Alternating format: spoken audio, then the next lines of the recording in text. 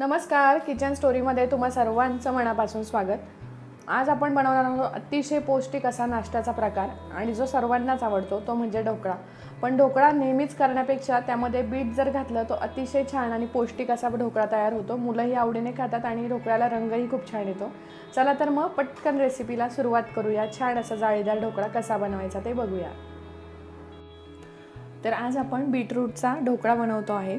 त्यासाठी इथे मी एक फ्रेश मस्त असं बीट घेतलेलं आहे। बीट इथे स्वच्छ धुवून घेतले। आता याची मी सालं काढून घेते। अशा पद्धतीने सालं काढून घेते। तर बीट मोठं आहे हे, त्यामुळे मी इथे अर्धच बीट वापरते। आता उन्हाळा चालू झाला आहे आणि उन्हाळ्यामध्ये बाजारात भरपूर प्रमाणात अगदी फ्रेश आणि मस्त मोठे मोठे असे बीट विकायला येत आहेत। तर बीटपासून एक छान छान काहीतरी रेसिपीज झाल्याच पाहिजे, म्हणून आज बीटचा आपण ढोकळा बनवतो आहे। तर अशा पद्धतीने इथे बीटची सालं मी व्यवस्थित अशी काढून घेतली आहे। त्याच्या बाजूचा भाग थोडासा कापून घेते। तर यामधलं अर्ध बीट मी फक्त वापरते आहे। अर्ध बीट काढून ठेवते कारण बीट भरपूर मोठं आहे हे। आता याचे बारीक असे काप करून घेते, म्हणजे हे आपल्याला मिक्सरला बारीक करता येईल। अशा पद्धतीने मी इथे बीट बारीक कापून घेतलेलं आहे। तर असे बीटचे बारीक काप करून घ्यायचे आणि आता हे आपण मिक्सरला बारीक करून घेणार आहोत। आता इथे मिक्सरच्या भांड्यामध्ये आपल्याला 2 हिरव्या मिरच्या, अर्धा चमचा जिरे घालून घेतले आणि यामध्येच जे आपण बारीक करून घेतलेलं बीट होतं ते बीटचे काप यामध्ये घालून आपण हे व्यवस्थित असं बारीक करून घ्यायचं। आता बारीक करताना एकदा बारीक केल्यानंतर त्यामध्ये थोडंसं पाणी घालायचं आणि त्यानंतर व्यवस्थित अशी त्याची प्युरी बनवून घ्यायची। तर अशा पद्धतीने अगदी थोडंसं मी पाणी घालून हे व्यवस्थित असं बारीक करून घेतलं। इथे तुम्ही बघू शकता अशा पद्धतीने हे बारीक झालेलं आहे। तर आता आपण ढोकळा बनवून घेऊ। ढोकळ्यासाठी जे बॅटर आपल्याला बनवायचं आहे त्यासाठी इथे मी 1 वाटी बेसन पीठ घेतलेलं आहे।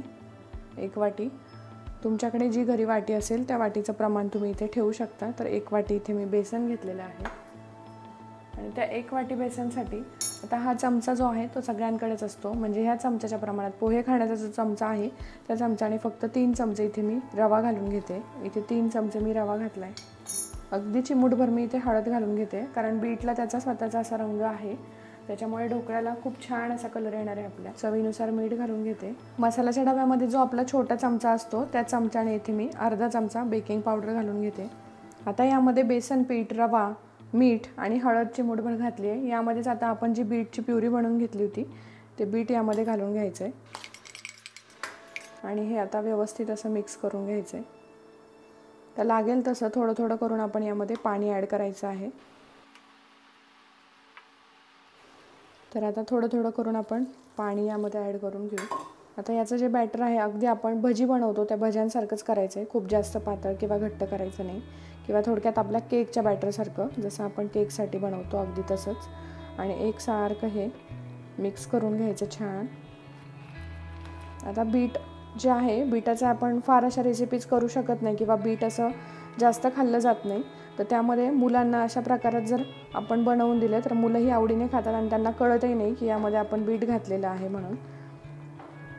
मुलांना आपण जर सांगितलं की यामध्ये आपण कलर घातलाय तरी मुलं आवडीने खातात, कारण याचा ढोकळ्याचा कलरही खूप छान येणार आहे।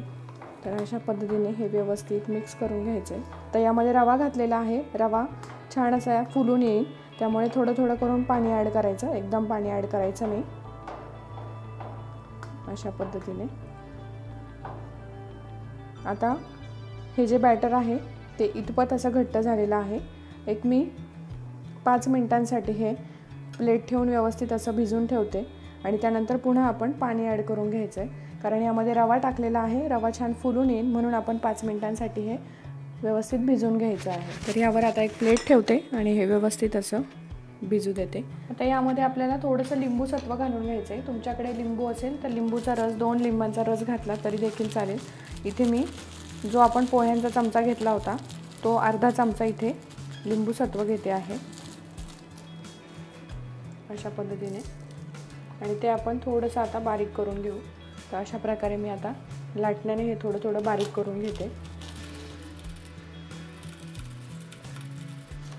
अशा प्रकारे याची पावडर बनवून घ्यायची आहे।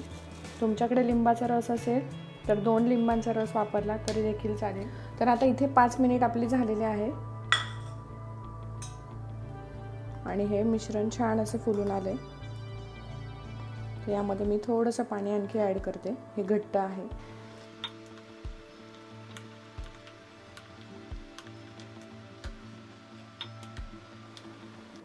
तर अशा पद्धतीने थोडंसं पाणी घालून अगदी आपण भजींचं जे पीठ बनवतो त्या पिठासारखं हे पीठ बनलं पाहिजे. हे अशा पद्धतीने. आता यामध्ये मी जे आपण लिंबू सत्व घेतलं होतं ते घालून घेऊ. हे व्यवस्थित मिक्स करूया. आता हे व्यवस्थित असं मिक्स होतं आहे तोपर्यंत आपण ढोकळा वाफवून घेण्यासाठी कढईमध्ये पाणी घालून ठेवू आणि पाणी तापवून घेऊ. आता आपलं पाणी जे आहे ते गरम होतं आहे तोपर्यंत इथे एक मी केकचं मोल्ड घेतलं आहे. त्यामध्ये मी अगदी थोडंसं तेल लावून घेते आणि व्यवस्थित पूर्ण भांड्याला हे तेल लावून घेते. तुम्ही ते स्टीलचा आपला कुकरचा डबा असतो तो वापरला तरी देखील चालेल. तर अशा पद्धतीने पूर्ण टीनला व्यवस्थित असं हे तेल लावून घ्यायचे. आता आपलं पाणीही उकळलं आहे. टीनला मी तेलही लावून घेतलं आहे म्हणजे भांडंही तयार झालेलं आहे. आता आपलं हे जे ढोकळ्यासाठीचं जे बॅटर आपण बनवून ठेवलं होतं तर यामध्ये आता आपण सगळ्यात लास्टची स्टेप म्हणजे काय तर आपण थोडीशी साखर घालून घेणार आहोत. बीट मुळातच थोडंसं गोड असतं म्हणून अगदी थोडीशी मी 4 ते 5 दाणे फक्त साखर घालून घेतली आहे. आणि याचबरोबर आता मी जो आपला चमचा होता त्या चमचाच्या प्रमाणातच इथे अर्धा चमचा फक्त बेकिंग सोडा घालून घेते आणि हे व्यवस्थित आता मिक्स करून घ्यायचे. आता सोडा घालून घेतल्यानंतर लगेचच आपलं हे जे बॅटर आहे ते आपण टीनमध्ये घालून घ्यायचं. असं व्यवस्थित हे मिक्स करायचं. सोडा घातल्यानंतर बॅटर व्यवस्थित मिक्स करायचं जेणेकरून सोडा सगळीकडे व्यवस्थित पसरेल. तर अशा पद्धतीने आपलं बॅटर छान असं फुलून आलेलं आहे. तर हे लगेच आपण टीनमध्ये घालून घेऊया. आता ज्या पद्धतीने मी केक बेक करते जसं की मी तुम्हाला सांगितलं होतं याच कढईमध्ये हेच स्टँड ठेवून मी केक बेक करते. तर त्याच पद्धतीने आता मी ह्या कढईमध्ये 1 ग्लास पाणी घालून घेतलेलं आहे. पाण्याला व्यवस्थित अशी उकळी आलेली आहे आणि जे आपलं आपण टीनमध्ये बॅटर घालून घेतलं आहे ढोकळ्यासाठीचं ते फक्त टॅप करून घेते 2 वेळा आणि लगेचच आपण ढोकळा लावून घेऊ. तर अशा पद्धतीने मी टॅप करून घेतलं आणि आता हे ठेवून घेतलं आहे. यावर फक्त एक असं खोलगट भांडं ठेवायचं आणि गॅस आता पूर्ण मध्यम ठेवायचा आहे. आता मध्यम गॅसवर 15 मिनिटांसाठी हा ढोकळा आपल्याला छान असा व्यवस्थित बेक करून घ्यायचा आहे, शिजवून घ्यायचा आहे. आता ढोकळा शिजवताना पण याची काळजी घ्यायची की एकदा आपण असं झाकण ठेवलं की त्यानंतर वारंवार आपण ढोकळा उघडून बघायचा नाही, नाहीतर त्याची वाफ निघून जाते आणि नंतर ढोकळा आतमध्ये असा दाबल्यासारखा होतो किंवा खूप चिकट होतो, तो सुटसुटीत होत नाही. म्हणून आपण ढोकळ्याचा वेळ जो आहे तो पूर्ण झाल्यानंतरच आपण झाकण उघडून बघायचं आहे, मग चेक करून बघायचं आणि ढोकळा लगेचच तयार झाला. तर अशा पद्धतीने इथे 15 मिनिट झालेले आहे आणि मी आता झाकण काढून घेते. आपण आता स्टिक घालून चेक करूया. तर इथे बघू शकता तुम्ही स्टिक अतिशय क्लीन व्यवस्थित निघालेली आहे म्हणजे आपला ढोकळा बनवून तयार झाला. हा थंड करून घेऊ आणि त्यानंतर आपला ढोकळा खायला तयार आहे. तर अशा पद्धतीने आपला ढोकळा थंड झालेला आहे. मी आता तो एका प्लेटमध्ये काढून घेते. तर अशा पद्धतीने तर तुम्ही इथे बघू शकता ढोकळ्याला किती छान जाळी आलेली आहे आणि खूप छान असा आपला ढोकळा बनवून तयार झालेला आहे. तर आता इथे आपण ढोकळ्यासाठीची फोडणी बनवून घेणार आहोत. त्यासाठी इथे कढईमध्ये मी मोहरी घालून घेते. मोहरी छान तडतडली की त्यामध्ये लगेचच आपण कढीपत्त्याची पानं घालून घेतो. एक अर्धा चमचा साखर घालून घेते आणि इथे मी आपला जो ढोकळा होता त्याचे व्यवस्थित असे काप करून घेतले. चौकोनी आकारामध्ये व्यवस्थित अशा याच्या वड्या करून घेतलेल्या आहेत. आता यावर आपण जी फोडणी बनवली होती ती फोडणी मी इथे घालून घेते.